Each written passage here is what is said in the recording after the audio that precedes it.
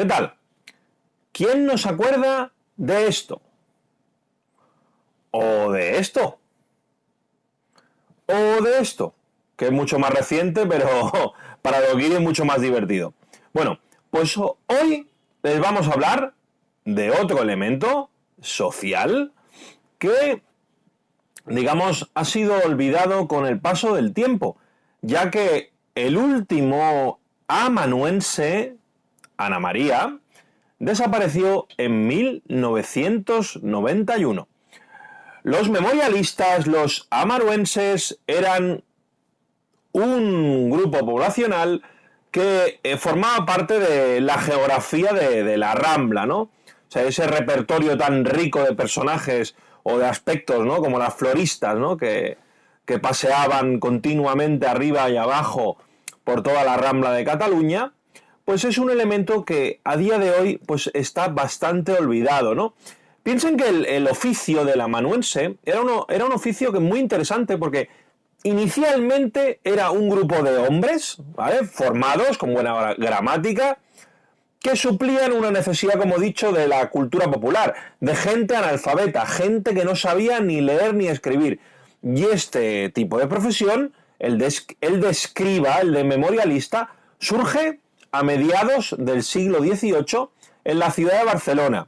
Inicialmente, el primer grupo de escribas, el primer grupo de amanuenses que encontramos en Barcelona, lo ubicamos en la plaza Sant Jaume, en lo que es el cruce del carrer del Cai con carrer Sant Honorat.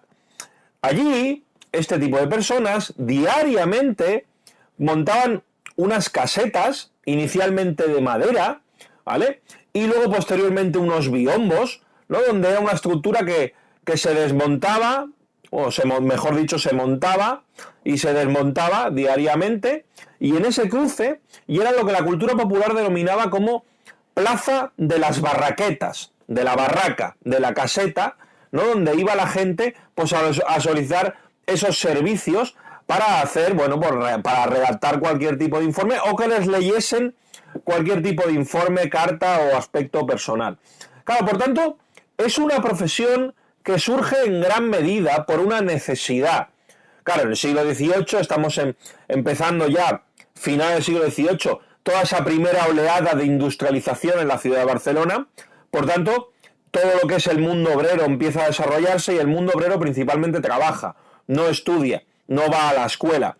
Por tanto, todo este sector obrero, que mucha gente puede provenir de Murcia, por ejemplo, que no ha tenido una oportunidad de tener unos estudios para leer y escribir, que es lo mínimo, pues esta gente, para poder escribir a sus familiares, pues requería los servicios de estos escribas, de estos escribientes, para poder hacer, bueno, pues todas estas tareas que ellos no sabían hacer. Piensen que estas personas escribían al dictado, a vuelo pluma, muy rápido y realmente a tal rápido que vamos, a lo Usain Bolt pero con la mano. Claro, realmente era gente que a los alfabetos los tenían en un altar. Incluso muchos de ellos, cuando acababan el servicio, claro, les comunicaban: Dios guarda a usted muchos años, ¿no? Es decir, realmente estaban muy contentos del servicio prestado por parte de este tipo de profesionales, ¿no?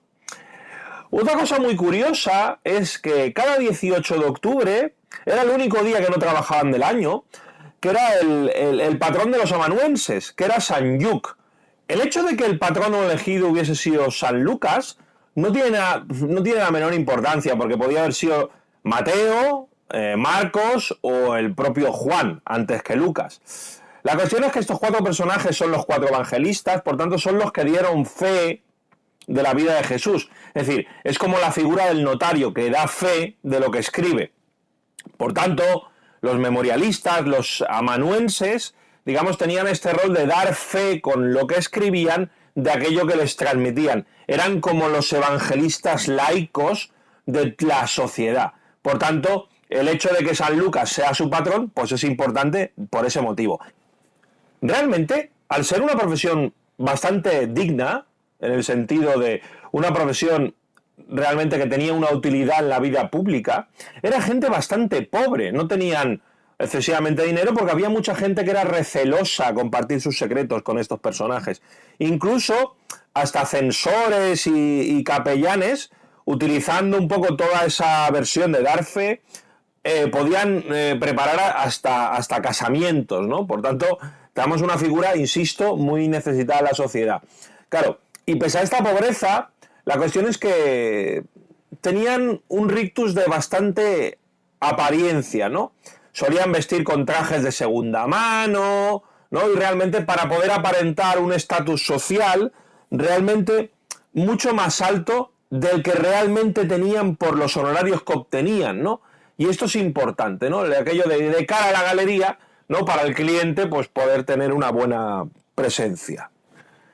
Realmente otro de los aspectos interesantes, ¿no? de esta clase social, de esta profesión, un poco para mantener las formas y para aparentar, lo ideal era tener siempre presente que llevar gafas te daba un plus, ¿no? Porque las gafas te daba ese punto de letralidad, de ese punto notorio, ese punto imponente, ¿no? Dentro de lo que es los estamentos sociales, ¿no? Por tanto, ya digo, el aparentar siempre era muy importante. Aparte de luego en invierno, pues llevaban unos guantes, llevaban una barretina habitualmente como gorro, y si hacía mucho frío, pues se ponían una capucha sobre la barretina, las gafas. Por tanto, ya ven, la indumentaria también era muy importante para poder aparentar, ¿no? Es decir, ya digo, la ropa, insisto, daba mucho peso para estos hombres mayoritariamente. Luego también, esta profesión, ya digo, que no era de ganar mucho dinero, pero era necesaria para la sociedad en esos tiempos de la revolución industrial. También es muy interesante que inicialmente la mayoría de estos hombres eran exmilitares de las guerras carlistas del primer tercio del siglo XIX, ya que había muchos militares que ya se habían acabado las guerras, se retiran, era gente que tenía formación no solo militar, sino tenía formación académica, y muchos de ellos se dedicaron a esta profesión. Por tanto, tenemos que dejaron las armas por la pluma para poder seguir, digamos, ejerciendo una función pública como lo hicieron antaño con las guerras.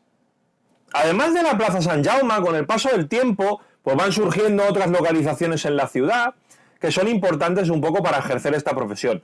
Y una de ellas era cerca de Pla de Palau, enfrente de la Llotja, concretamente en la calle Consolat de Mar, la calle Voltas dels Pintors, hasta llegar a Pla de Palau. Toda esa calle, que tenían estos nombres, se conoce, o se conocía, mejor dicho, con el nombre del carrer dels Escrivans, la calle de los escribas. Por tanto, era un espacio también paralelo a ese de la Plaza Sant Jaume. Y quizá el emplazamiento más famoso de toda la ciudad era lo que hoy en día, ese planito que hay enfrente de lo que es el Palacio de la Virreina, en la Rambla hoy en día, que es lo que forma parte de ese paisaje típico de la Rambla hasta el siglo pasado recientemente, que es justo donde está hoy la Casa Beethoven. En ese muro medianero, de al lado de la Casa Beethoven, se colocaron unas casetas, concretamente se empezaron a colocar allí en la década de 1860, ¿vale? Y esas 4 casetas tenían un juego de 2 sillas por caseta, una para el cliente y otra para el escriba, y era un espacio, eran como una especie de confesionarios laicos, ¿no? Para poder escribir, ya digo, todo este tipo de necesidades sociales.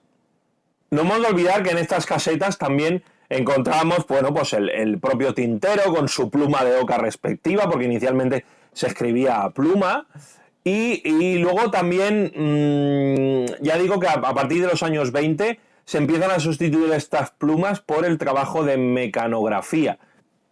A medida que va pasando el tiempo, 1860, estamos en una década muy importante desde el punto de vista de la industrialización, hasta los primeros 20 años del siglo XX, es decir, estamos hablando de un periodo de aproximadamente 60 años, donde la revolución industrial es imparable en la ciudad de Barcelona, y esto va en aumento también digamos, unas buenas perspectivas laborales para lo que son los amanuenses. Allí en la Rambla fueron muchos los escribas que literalmente hacían una transcripción directa de lo que les decía el cliente, pero había otros que ponían un poquito de versiones más poéticas de cartas, de declaraciones de amor, de cartas de esa epístola amorosa dedicada a los novios o novias respectivas, principalmente novios. Es muy curioso porque los principales clientes, o más bien clientas, de ese servicio solían ser el servicio del hogar, que los domingos por la tarde hacían unas largas colas enfrente de lo que son las casetas para poder, digamos, expresar esas palabras de amor o de odio, ¿vale?, para sus novios respectivos o su familia respectiva que estaba alejada de ellas. Y digamos, en esta versión epistolar sentimental es donde los escribas, digamos, ponían en alza todos esos sentimientos que afloraban, digamos, a flor de piel. Otra cosa curiosa es en los años 50, todos estos escribas tuvieron como un extra de trabajo cuando llegaron la escuadra americana a Barcelona, a la flota americana, ya que muchas camareras de muchos bares y servicio doméstico y muchas doncellas de Barcelona se enamoraron de muchos de estos marinos, ¿no? Y entonces aquí hay un pequeño, o se quería enamorar, mejor dicho. Aquí hay un pequeño problema idiomático, ¿no? Y entonces aquí es donde intervienen estos personajes, que muchos de ellos no solo evidentemente transcribían de forma fidedigna todo lo que les decían, sino que también eran expertos traductores de varios idiomas, ¿no? Francés, inglés. Y estas señoritas les pedían a estos amanuenses que les escribiesen cartas de amor en inglés o francés para entregárselas a sus amados para convencerles de que les llevasen a América, o que realmente, bueno, pues tenían una vida muy pobre y si les podían ayudar económicamente a cambio de casarse.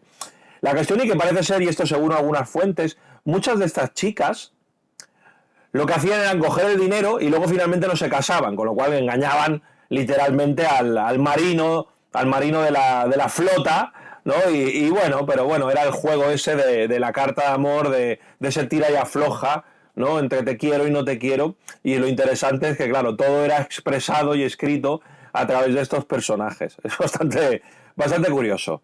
Una vez pasados los años 50 y a medida que evidentemente pues las tasas, por suerte, las tasas de analfabetismo van bajando, ya que la escolarización va subiendo, evidentemente los servicios de estos escribas comienzan a remitir dentro de la sociedad, y poco a poco pues van desapareciendo esas largas colas que había antes, y poco a poco pues muchos de estos escribas se van jubilando, se van retirando, y otros se dedican a otros quehaceres. Pero aún va quedando alguno en el lugar, y estos que quedan en el lugar ya quizá no se dediquen tanto a la epístola, sino se dedican más bien a tema de solucionar problemas con documentos oficiales, ¿no? Que ya no era tal un problema, digamos, de analfabetismo, sino era más bien un problema de tecnicismo, ¿no? Porque toda esa burocracia, todo ese papeleo, evidentemente pues era complicado, era como si te dan ahora el manual de la lavadora para leer, que yo a día de hoy no me entero, a lo mejor necesito un escriba que me lo transcriba, porque realmente hay manuales que tienen tela, ¿eh? O sea, el de la lavadora, y ya no te digo, lo que es increíble en el mundo de los manuales, como te cojas el manual de la estantería Groijón esta del Ikea, que es poner 4 tornillos, no sé, es que parece que tienes que montar un cohete de la NASA. O sea, yo es que no lo entiendo. Siempre me acaban sobrando tornillos, no sé si os pasa a vosotros, pero es que es increíble. Bueno, volvemos al tema. Como iba diciendo, estas especializaciones, ¿no?, quizá más técnicas, claro, había carteles, ¿no?, certificados penales, traducciones del francés, tramitación de documentos, es decir, eran toda una serie de tareas, ¿no?, que son complementarias, quizá ya no tan usadas, simplemente de escribir, ya porque la gente, evidentemente, al tener una escolarización y una tasa, como he dicho, de alfabetización más elevada, pues ya no requieren tanto este servicio, sino que prefieren, digamos, el otro. Digamos que entre los años 50 y casi ya llegando a los 70, hay dos momentos en este mundo del memorialista en la ciudad de Barcelona que son realmente importantes. Primer momento, 18 de marzo de 1954. Digamos, esa función pública que llevaba casi 100 años realizándose en el Palau de la Virreina, que era, ya digo, el lugar más reclamado junto con los otros que había en la ciudad, pero el más importante era este, de la Rambla. Hay un incendio, que muchas fuentes dicen que fue provocado, pero la cuestión es que las casetas desaparecen y las retiran. Entonces, evidentemente, mucha gente puso el grito en el cielo y había gente que reclamaba, porque el consistorio no estaba por la labor de restituirlas, y había mucha gente que reclamaba porque todavía tenía cierta función pública que las recolocasen en algún sitio o en el mismo sitio. Erróneamente a las fuentes se dijo que no es así, porque se ha comprobado que no es así, que pese a que es una fecha muy reciente, que hubo en la Plaza Garduña, detrás de la Boquería, se ubicaron temporalmente algunas casetas, pero realmente estas casetas se ubicaron en los jardines del Dr. Fleming. En esta nueva ubicación es donde tuvieron, digamos, su último aleteo de vida, estas casetas, y tuvieron un repunte de trabajo precisamente debido a estos tecnicismos que decía antes, concretamente cuando aparece la ley de arrendamientos en el año 1967. Evidentemente, pues hay una complejidad, hay unos cambios orgánicos dentro de lo que son los alquileres, el contrato de alquiler, ¿no?, de las fincas. Y claro, ya digo que estos tecnicismos pues son un poquito problemáticos. Y esos escribas pues hacían esa función, fue realmente, hubo un repunte de trabajo y fue realmente importante durante ese periodo.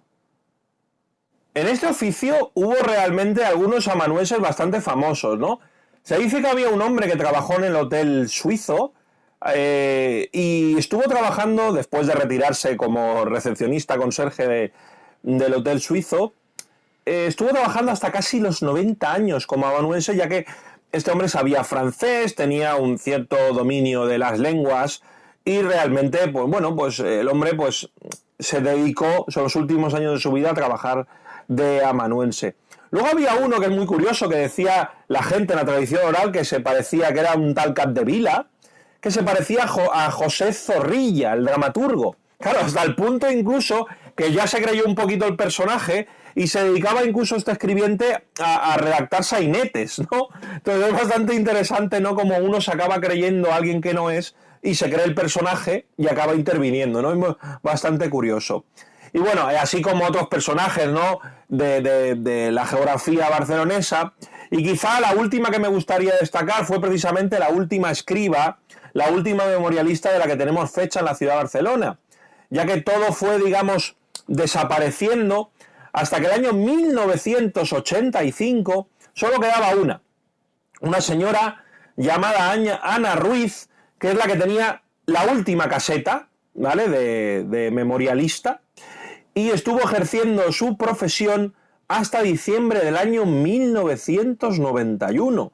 Por tanto, una fecha bastante reciente, ¿no?, y realmente con ella muere una profesión sumamente digna y una profesión sumamente necesaria, cuando en Barcelona teníamos una sociedad con unas tasas de analfabetismo altísimas, pero que con suerte, con la educación y la progresión social y la mejoría social educativamente hablando, poco a poco iba basculando, ¿no?, esta profesión hacia otras cosas más técnicas, como he dicho, pero realmente siempre igual de necesario.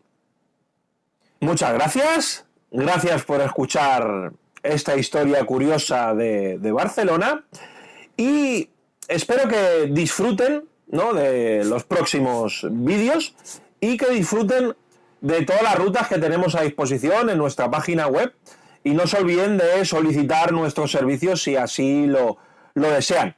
Les esperamos de nuevo en el canal y les esperamos de nuevo, ya saben dónde. Nos vemos en las calles. Hasta la próxima. Gracias.